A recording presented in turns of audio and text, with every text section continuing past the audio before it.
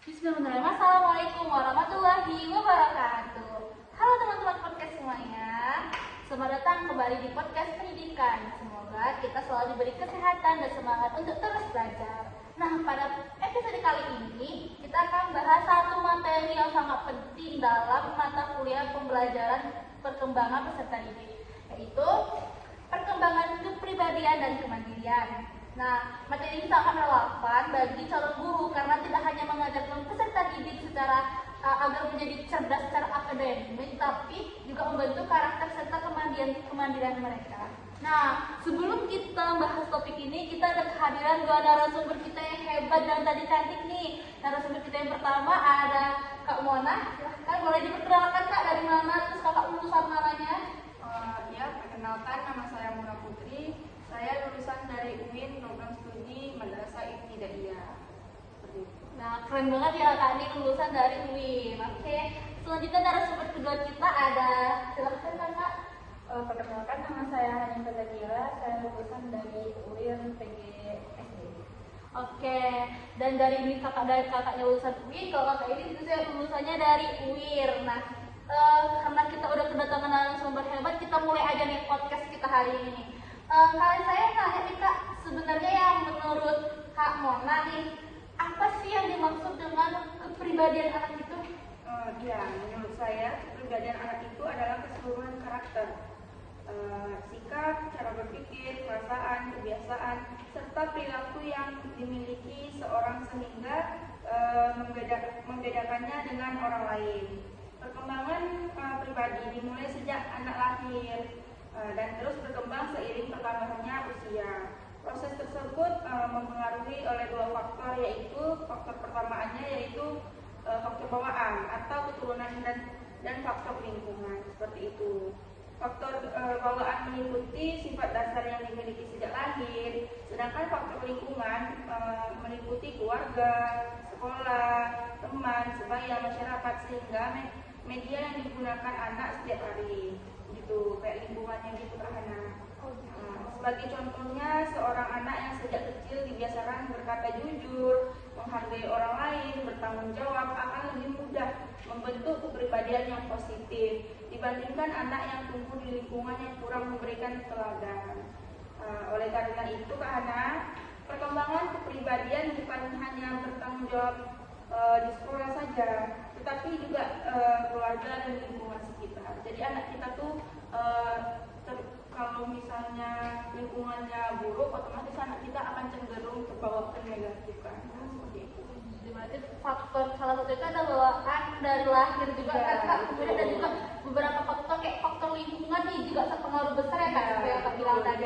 Itu ada. Oke, sekarang saya mulai sama narasumber kedua sama Kak Hanifah nih.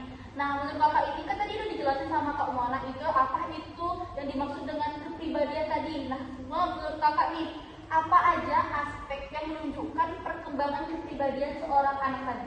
Nah, banyak ya aspek-aspek yang dapat mempengaruhi atau aspek-aspek dari penting dalam perkembangan kepribadian anak ini. Yang pertama itu misalnya kepercayaan diri.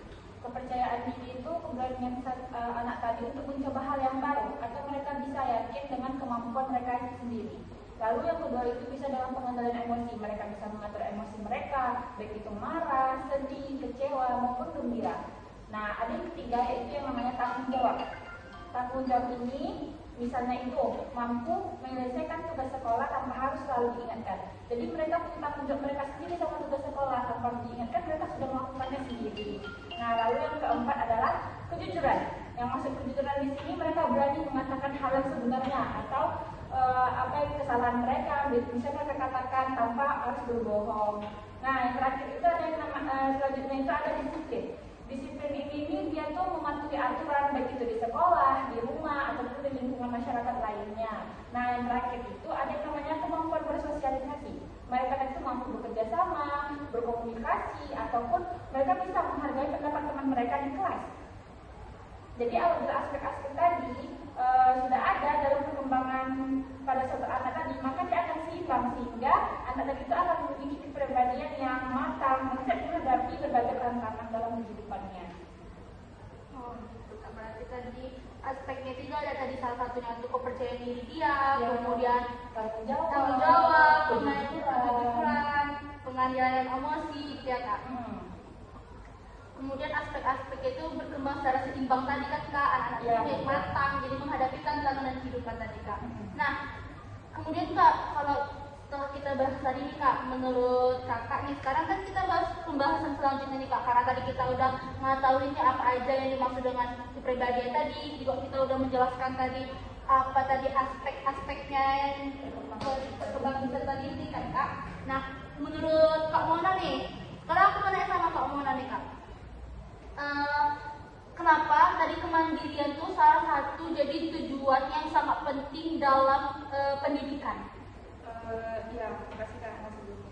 Tujuan pentingnya pendidikan bukan hanya membuat peserta didik memiliki pengetahuan ke anak, tetapi juga mampu menjalani kehidupan secara mandiri.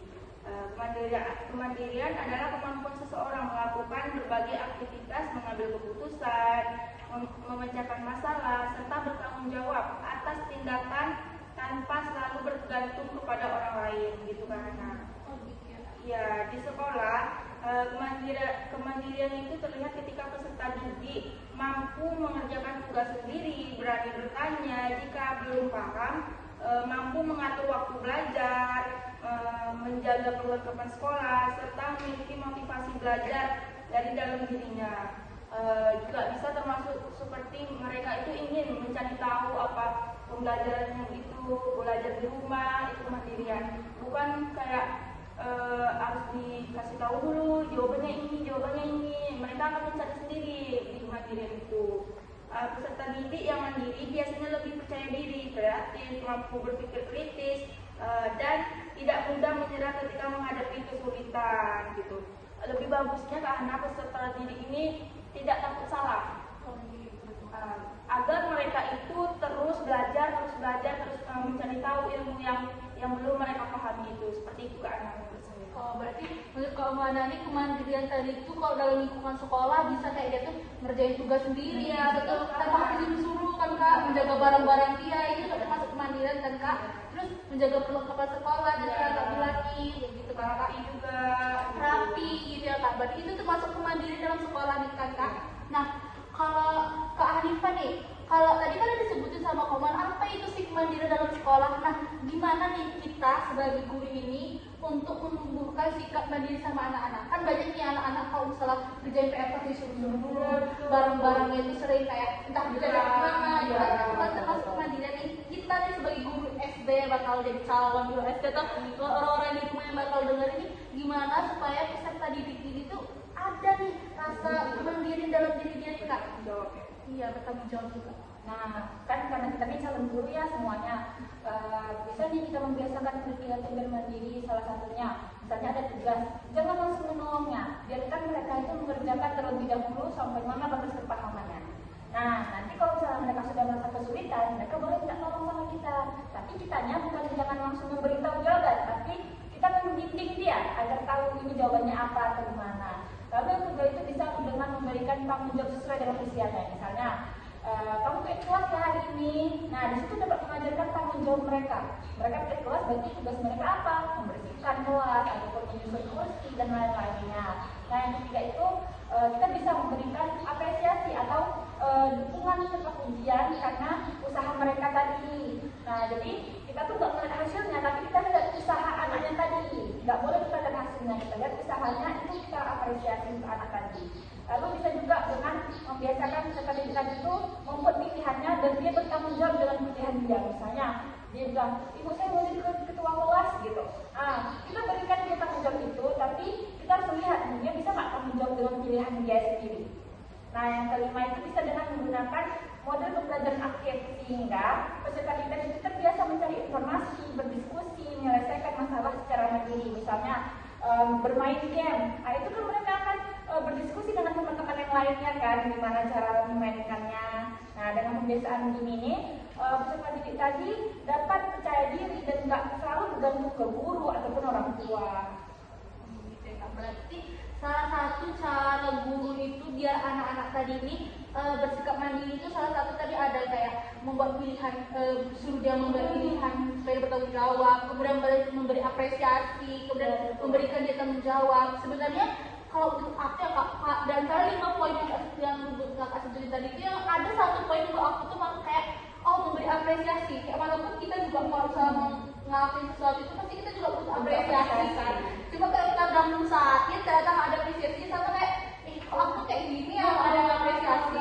Sama kayak mandiri tadi, coba kalau misalnya ada tuh ngerjain tugasnya sendiri terus nanti ngomongnya itu kayak ini bener bisa ngerjain sendiri kayak gitu kan kak. Pasti itu kita pasti ada tuh kayak nih puji nih besok gini lagi aja kan. Oh iya, ini buat aku yang makin keren banget kalau misalnya apresiasi sih, karena sampai besar pun kita tetap butuh apresiasi kak. Iya, Nah selanjutnya nih, karena kita udah bahas tadi peran guru tadi ini, pasti juga ada peran orang tua kan. Nah gimana nih mengapa kerja kan selain guru pasti ada kerja sama orang tua, mungkin guru ya doang kan ya. Nah aku mau nanya sama Kak Mona, Kak nih kayak mana mengapa kerjasama keduanya itu sangat perlu, kerjasama guru dan orang tua itu kenapa sangat perlu? Iya, menurut saya karena pembentukan kepribadian dan mandiri anak berlangsung sepanjang waktu, bukan hanya ketika berada di sekolah anak, di rumah orang tua menjadi teladan pertama bagi anaknya atau sekolah pertama lah ya menurut saya. Anak belajar dari apa yang dilihat, didengar dan dirasakan setiap hari. Jika orang tua itu menerapkan sifat yang positif, anak kita akan terbawa ke hal-hal yang positif itu. Seperti emosionalnya yang positif gitu. Terus sedangkan di sekolah guru menjadi sosok yang memberikan arahan, motivasi sekaligus contoh perilaku yang baik. Kalau misalnya di rumah ada orang tua, di sekolah ada guru kan gitu. Jika nilai-nilai yang diajarkan di rumah dan di sekolah sama atau seimbang ke anak, maka perkembangan karakter anak itu berlangsung secara optimal. Kalau misalnya di rumah didikan dari orang tua sebelumnya negatif, itu akan terbawa ke anak, ke lingkungan yang di luar kayak sekolah, lingkungan masyarakat itu akan terbawa. Tetapi jika orang tuanya di rumah mengajarkannya sudah bagus nih ke anak, mereka akan bisa menetapkan dirinya dimanapun dia berada ke anak, seperti itu. Jadi kalau berarti Kak Mona gini, karena orang tua itu sebagai sekolah pertama sebelum dia masuk sekolah, jadi kayak mana peran orang tua dalam di sekolah itu, di rumah itu sangat penting kan. Kalau misalnya orang tuanya positif, pasti dia nanti menjadi positif gitu kan kak. Kalau misalnya orang tuanya negatif, bisa jadi dah kerjaan berarti negatif gitu kan kak. Oke. Kemudian kak, saya mau nanya nih sama narasumber selanjutnya nih, Kak Hanifah. Nih, kan tadi udah disebutin nih kayak mana mengapa tuh peran orang tua dan guru itu sangat penting kan. Nah, menurut Kak, apa contoh kerjasama yang dilakukan guru dan orang tua? Nah, ya tadi kan saya juga katakan kalau misalnya guru sama orang tua itu harus kerjasama ya. Dan tentu harus saling berkomunikasi dengan tentang perkembangan anak tadi. Misalnya selain itu kan orang tua sama guru tadi itu harus punya peraturannya itu yang konsisten. Jadi nggak berubah-ubah, sehingga dia selalu mendukung kegiatan positif anak. Lalu kalau misalnya anak itu kesulitan bisa ditolong, tanpa harus memanjakannya. Misalnya nih, anak tadi itu lupa membuat PR. Orang tua nggak boleh langsung kerjain PR anaknya, nggak boleh seperti itu. Tapi dibimbing anak yang tadi bisa menyelesaikan tugas. Nah, begitu pun dengan gurunya. Ketika anak tadi itu ternyata tidak mengerjakan PR di sekolah, guru itu bisa dengan seperti misalnya memberi kesempatan kepada anak tadi untuk memperbaiki kesalahannya tadi. Misalnya memberikan waktu, kerjakan sekarang juga gimana tugasnya. Sehingga anak tadi itu tidak merasa di rumah saya diginiin, dimejain gitu. Kok di sekolah saya diginiin, nggak gitu. Jadi harus sama-sama punya peraturan yang konsisten antara di rumah dan di sekolah.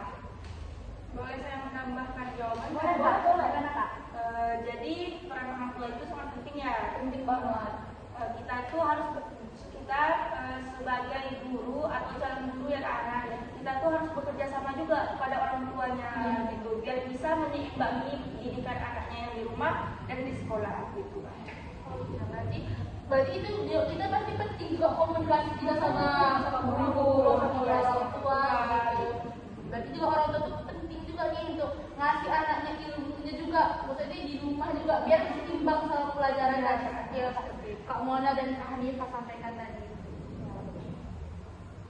Nah, dari pembahasan hari ini dapat disimpulkan bahwa kepribadian merupakan karakter yang berkembang yang dan dipengaruhi oleh beberapa faktor bawaan serta lingkungan tadi, seperti yang dijelaskan oleh Kak Mona. Kemudian kembali nilai merupakan kemampuan peserta didik untuk bertanggung jawab, mengambil keputusan, menyelesaikan berbagai tugas tanpa selalu bergantung pada orang lain seperti dijelaskan oleh Kak Hanifah. Nah, guru dan orang tua tadi memiliki peran yang sangat penting dalam membentuk karakter peserta didik melalui keteladanan, kebiasaan, komunikasi, dan pemberian kesempatan kepada anak untuk berkembang sesuai potensinya. Nah, semoga sebagai calon pendidik tadi kita dapat berfokus kepada peningkatan prestasi akademik aja, tetapi juga membentuk peserta didik menjadi karakter yang baik, bertanggung jawab, mandiri, serta menghadapi kehidupan di masa depan.